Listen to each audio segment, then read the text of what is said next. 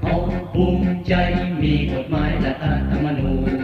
เป็นมูลมังสืบไว้ให้ลูกหลานเราเป็นเส้นทางวันอิงให้เฮาเดินก้าวเพื่อชาติลาวคนลาวพึ่งพาอาศัยรายการความรู้ทางด้านกฎหมายออกอากาศทุกๆวันเสาร์เวลา 18:30 นาทีถึง 19 โมงจากวิทยุกระจายเสียงแขวงหัวพันหน่วยระบบ FM 104 เมกะเฮิรตซ์ความแรงสูง 3 กิโลวัตต์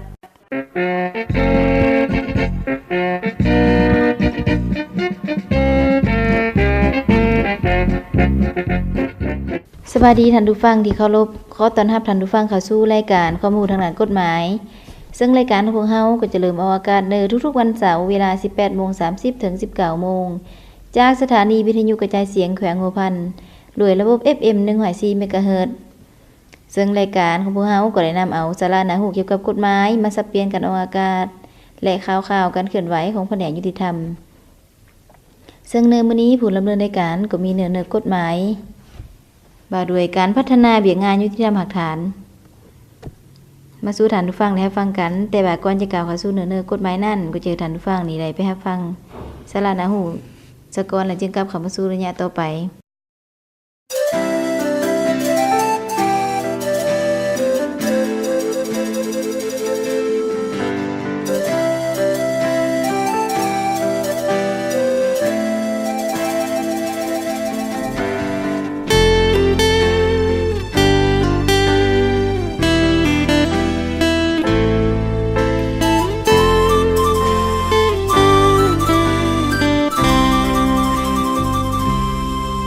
ตั้งแต่วันเจ้ามีผู้ใหม่ใจอายสิขาตั้งแต่วันที่เจ้าทิมอายหัวใจหวั่นไหวคนอยากไปสิเฮ็ดจังได้ดีสิเอาหยังมามัดกะบ่ได้อายหมดสิทธิ์ของใจของเจ้าแม่นบ่ตั้งแต่วันไอเสียน้ำตา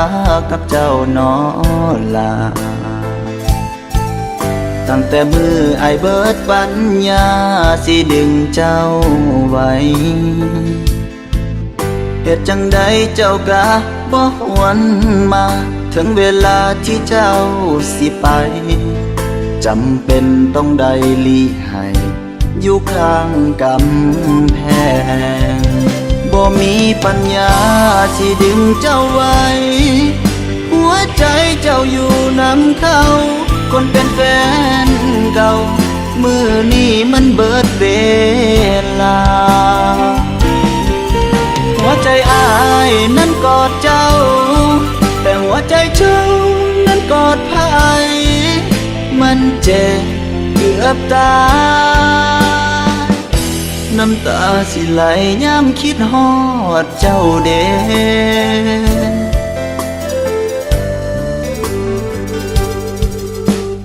เฮ็ดดีสำใดก็บ่ได้ใจของเจ้าคนที่เป็นแฟนเก่าสู้เขาบ่ได้ดอกนาจะยอมปล่อยมือเจ้าไปเพราะอายมันเบิดปัญญาถึงอายฮักเจ้าสำฟ้าก็ฮู้ว่าดาวมีไว้เบิ่ง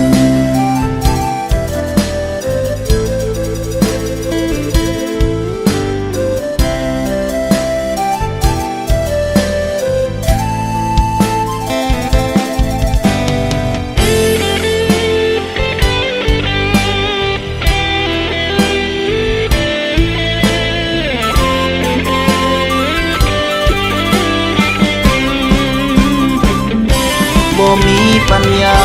สิดึงเจ้าไว้หัวใจเจ้าอยู่นำเขาคนเป็นแฟนเก่ามื้อนี้มันเบิดเวลาหัวใจอายนั้นกอดเจ้าแต่หัวใจเจ้านั้นกอดไผมันเจ็บเกือบตาย สิดึงเจ้าไว้หัวใจเจ้าอยู่นำเขาคนเป็นแฟนเก่ามือนี้มันเบิดเวลาหัวใจอ้ายนั้นกอดเจ้าแต่หัวใจเจ้านั้นกอดไผมันเจ็บเกือบตายน้ำตาสิไหลย้ำคิดฮอดเจ้าเด้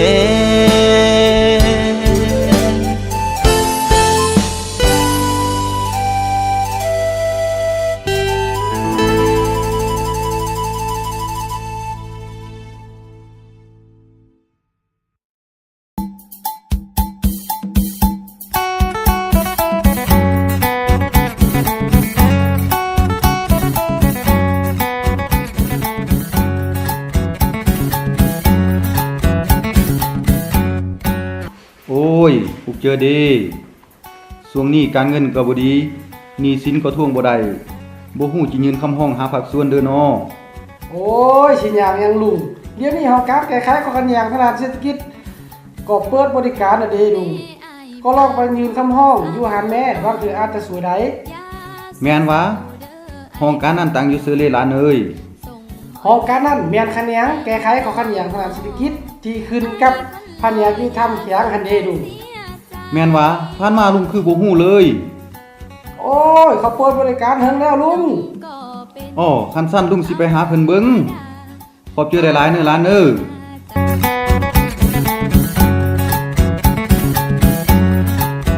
แม่นแล้วข้อขัดแย้งทางด้านเศรษฐกิจและการค้าทุกประเภทที่คู่กรณีมีความสมัครเจอนำไปแก้ไขแม่นห้องการแก้ไขข้อขัดแย้งทางด้านเศรษฐกิจยินดีให้บริการเดี๋ยวเด้อ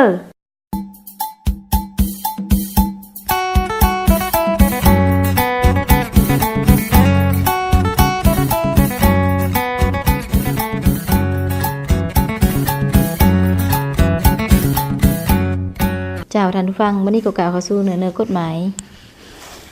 ซึ่งการพัฒนาเบียงานยุติธรรมหลักฐานอยู่ในสปป.ลาวเฮาการคุ้มครองรัฐคุ้มครองสังคมโดยระเบียบกฎหมายแม้นความจำเป็นภาวะวิสัยของทุกๆรัฐในยุคปัจจุบันเพื่อกำหนดบรรทัดฐานสำหรับการดำรงชีวิตของคนอยู่ในสังคมของประเทศอยู่ร่วมกันโดยสันติและยุติธรรมฉะนั้นกฎหมายจึงแม่นเครื่องมือเพื่อรัดปรับการพัวพันสังคมรับประกันความเสมอภาคยุติธรรมแก่ทุกสันคนในสังคมในสภาพที่ประเทศเฮายังเป็นประเทศโดยพัฒนาได้ประกอบด้วยหลายเผ่าชนที่มีหีดของประเพณีแตกต่างกันการดำรงชีวิตที่กระจายกระจายระดับความรู้ความสามารถทางด้านการศึกษาวิทยาศาสตร์อยู่ในระดับยังรุดโตนกันหลายความเข้าใจต่อแนวทางนโยบายของพรรคก็คือระเบียบกฎหมายของรัฐแม้นเป็นปัญหาที่จะต้องและจะเซออย่างยิ่งโดยเฉพาะในขณะที่พวกเฮาร่วมสืบต่อดำเนินการสั่งรัฐสปป.ลาวเป็นแห่งกฎหมายเป็นเก่าๆสอดคล้องกับความเป็นจริงของประเทศเฮาเพื่อให้พลเมืองลาวเฮานี่สามารถปฏิบัติสิทธิและพันธะของตนได้อย่างเต็มส่วนรับประกันความเสมอภาคต่อหน้ากฎหมายความยุติธรรมในสังคมและเพื่อสกัดกั้นการละเมิดกฎหมายพร้อมเดียวกันนั่นก็ต้องได้โฆษณาศึกษาอบรมกฎหมายสร้างสติเคารพและปฏิบัติกฎหมายให้แก่ประชาชนอย่างกว้างขวางซึ่งเบียงงานยุติธรรมหากฐานอยู่ในประเทศเฮาก็แม่นพัฒนาขยายพื้นฐานทฤษฎีทัศนะแนวทางของพรรคและนโยบายของรัฐ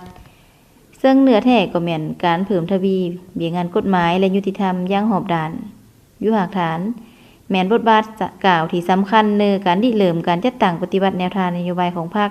และแผนยุทธศาสตร์ของรัฐเกี่ยวกับการสร้างรัฐแห่งกฎหมายโดยเริ่มจากหากฐานซึ่งแม่นยุทธศาสตร์ที่สำคัญในตลอดระยะแห่งการสร้างและปรับปรุงบูรณะระบบประชาธิปไตยประชาชนเพื่อพาประเทศชาติก้าวขึ้นสู่กฎหมายจุดหมายสังคมนิยมการพัฒนาเบียงงานยุติธรรมหากฐานแม่นการปรับปรุงและเพิ่มทวีหลานแบบแผนวิธีเฮ็ดเบียกขององค์การคุ้มครองการบริหารและแขนงการต่างๆอยู่ขัน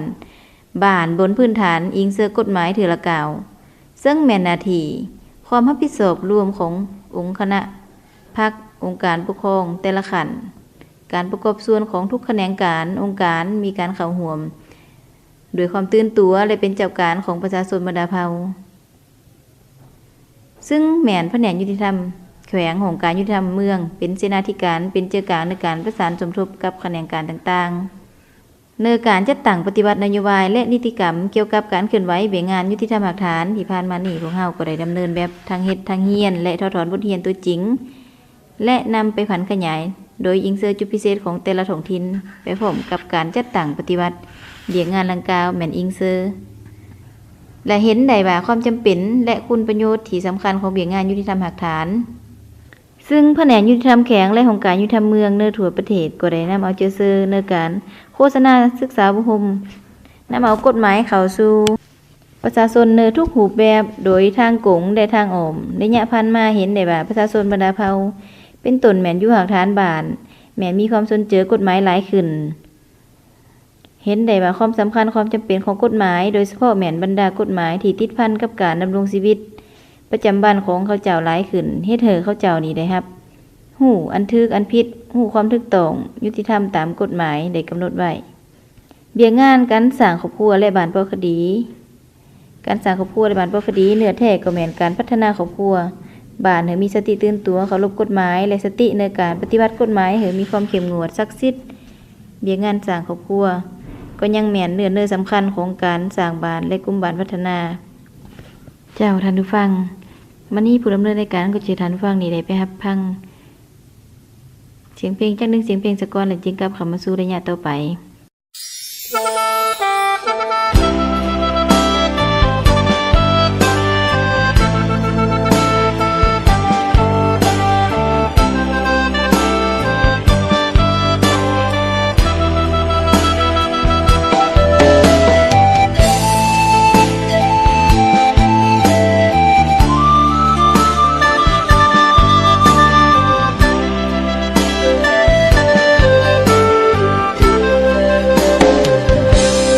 ใส่น้อสาวตั้งแต่เจ้าไปอยู่น้ำเขาบ้านนาอีแต้นคันเก่าคิดหอดเจ้าบ่ได้ข่าวคงสิไปดีละน้อเจ้าจังบ่ส่งข่าวมาจิเกียมหน้าน้อยเที่ยงหน้ามันห้องบอกว่าเม้นสาบคนจนหัวใจอ้ายเปื้อนขี้ฝุ่นมันกอดบ่อุ่นคือเขานอลาเป็นเพียงเศษผ้าขมาหัวใจในยามน้องเหงาเกิดมาพบแต่ความผิดหวังบ่ฮู้สมหวังมันเป็นจังใดความเจ็บมันบ่พอเท่าใดถ้าบ่หายใจมันก็บ่เจ็บ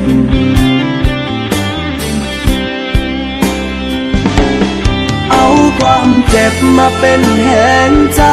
วันแห่ลงไปบ่ได้โตปามีเพียงหอยน้ำตาติดแห่หั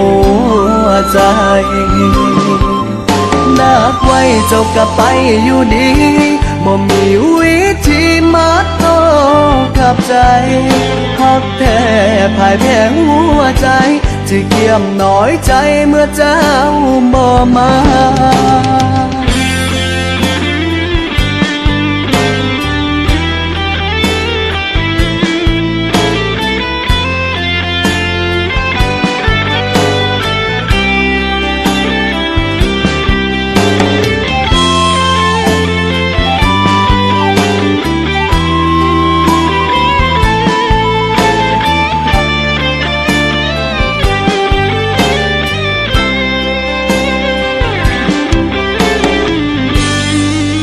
หัวใจอ้ายเปื้อนขี้ฝุ่นมันกอดบ่อุ่นคือเขานอ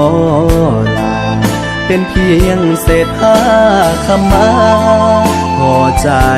ในยามน้องเหงาเกิดมาพบแต่ความผิดหวังบ่ฮู้สมหวังมันเป็นจังใดค ความเจ็บมันบ่พอเท่าใดถ้าบ่หายใจมั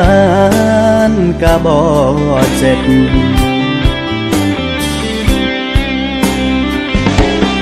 เอาความเจ็บมาเป็นแหงใจวันแหลงไปบ่ได้โตปามีเพียงหอยน้ำตาติดแหหัวใจ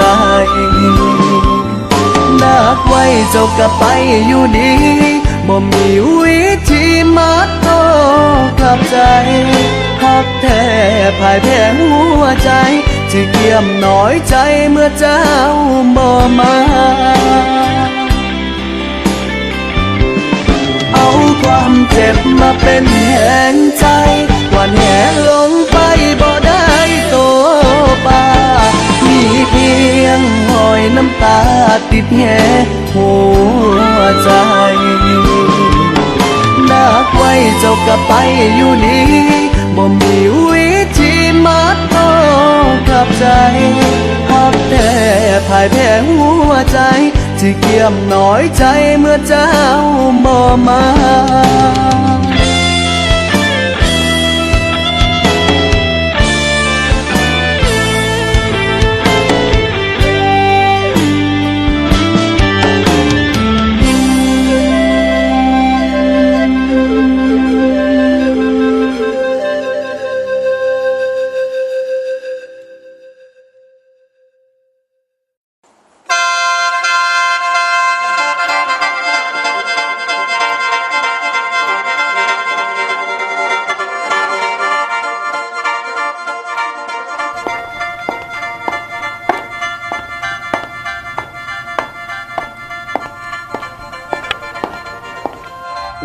น้อยอยู่เฮือนบ่ไปโรงเรียนไป ลูกไปโหลดเอ็มบ่เหอะมันไปโรงเรียนแล้วเอ็มจะเหอะมันเอาโรงเรียนเอาน้องเหอะเอ็ม แก้วโตไปสาตอนนี้ไปคอยที่บ่ได้ไปโรงเรียนแล้วเอ็มเฮ็ดเลยคือมันออกโรงเรียนอีน้อยมันก็เรียนเก่งเด้อเป็นเด้อเอ็มจึงบ่หือมันไปโรงเรียน เอ็มยุงหลายบ่มีเพิ่นเอาน้องเหอะเอ็มไปให้ว่าหามเฮียนก็พอแล้วเงินค้ำก็บ่มีเด้ผู้หญิงเฮียนไปก็บ่ฮอดก็เด้อลูกหน่อยนึงเยอะมากก็เอาลูกเอาผัวสร้างครอบครัวย่านสิบ่ได้กินแฮงมัน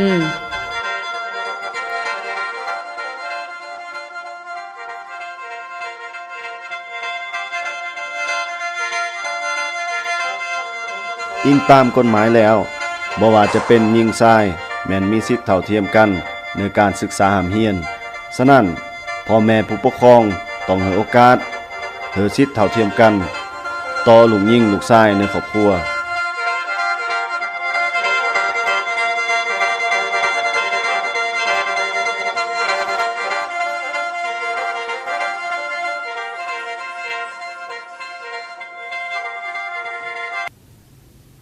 เจ้าพันไปนั้นก็แม่นเพลงมวนๆจากทางรายการพวกเฮาที่ได้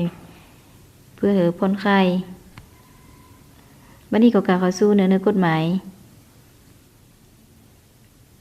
ซึ่งเบียกงานยุติธรรมเด็กพันมาแขนงการยุติธรรมก็ได้เอาใจเซอร์ตั้งหน้าพยายามจัดตั้งขึ้นไว้เบียกงานนี้เป็นอย่างดีซึ่งในระยะผ่านมาก็ได้มีผลสำเร็จเกี่ยวกับเบียกงานยุติธรรมเด็กจำนวนหนึ่งเป็นต้นแม่นได้จัดตั้งโฆษณาเผยแพร่กฎหมายว่าโดยการปกป้องสิทธิและผลประโยชน์ของเด็ก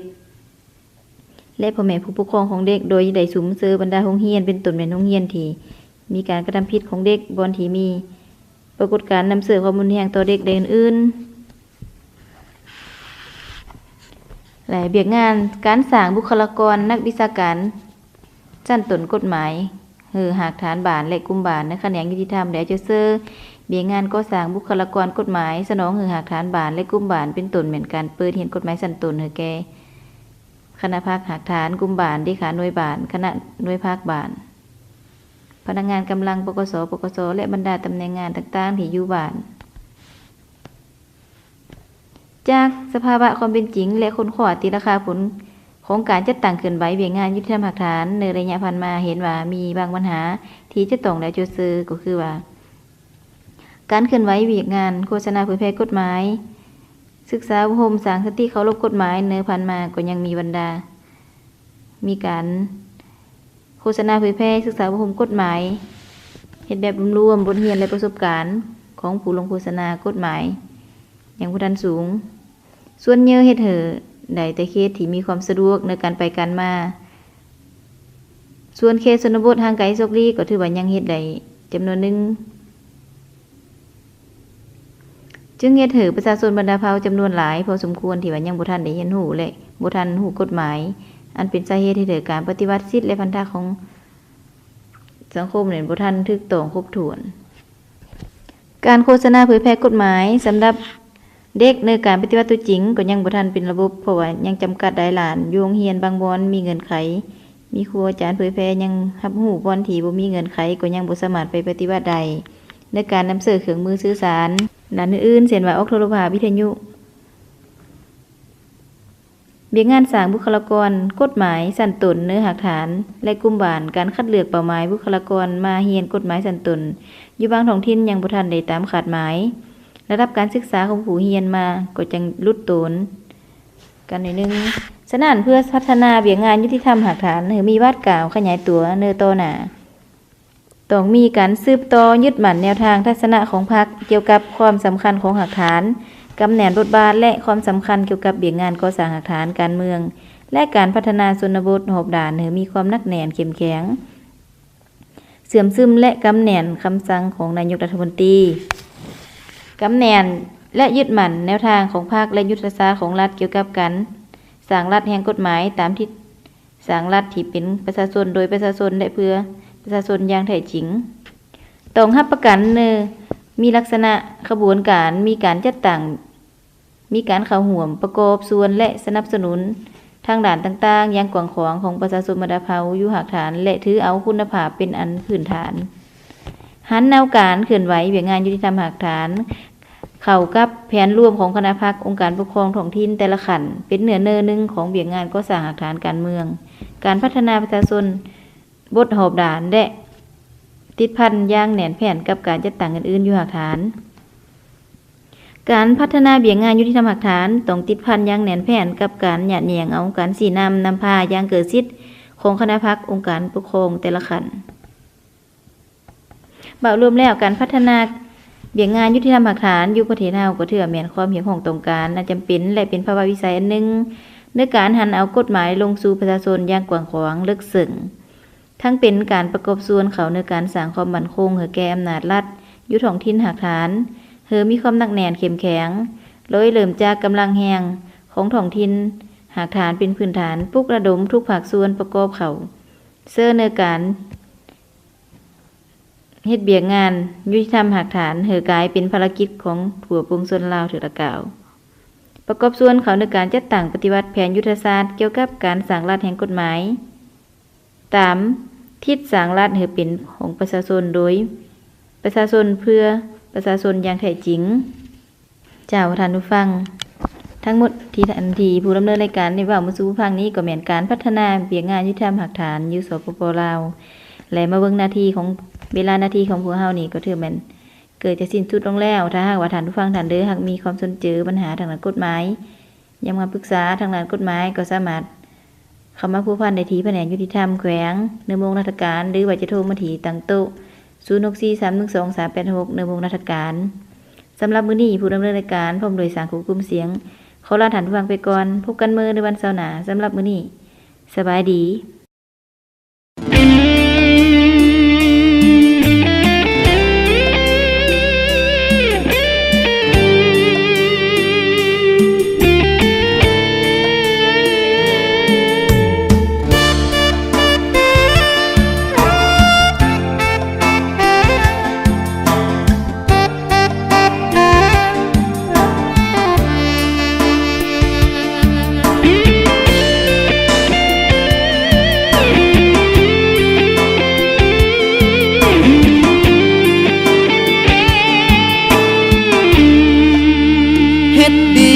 เกือบตา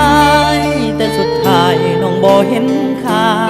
ย่ำใจหายมีแต่อยากปา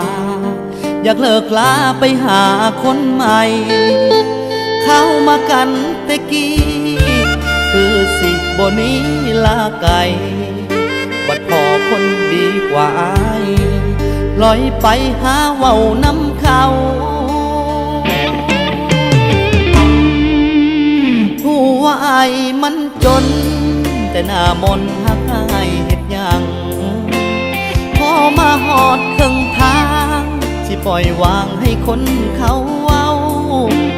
จักสิขาขายหยังสิให้รวยไว้คือเขาย่ำมีเงินหน่อยให้เจ้ามีแต่เว้าอยากป้าอยากป้า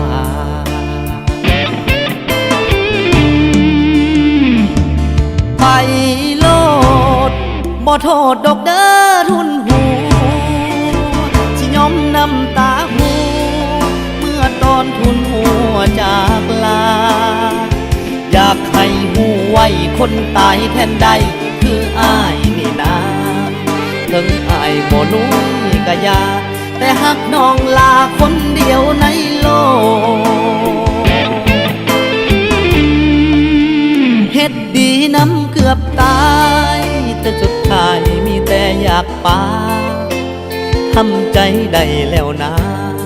กับคำว่าเลิกลาแสนโศกเว้ามามีแต่อยากหนีฟังคำนี้เหมือนตกนรกป้าสาอายสิยอมโศกเพราะคนทั้งโลกบ่มีเจ้าผู้เดียว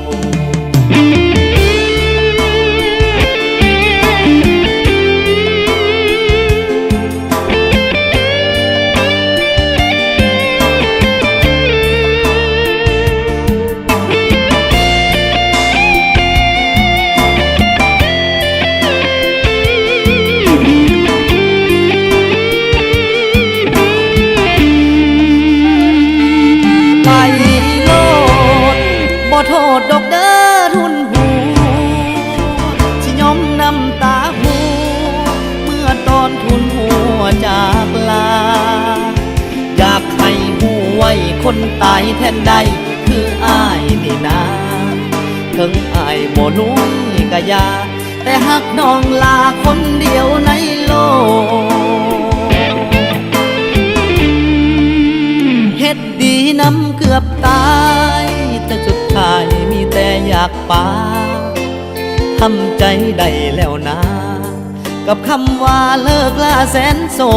กเว้ามามีแต่อยากหนีฟังคำนี้เหมือนตกนรกป้าสาอายสิยอมโศกเพราะคนทั้งโลกบ่มีเจ้าผู้ดีป้าสาอายสิยอมโศกเพราะคนทั้งโลกบ่มีเจ้าผู้ดี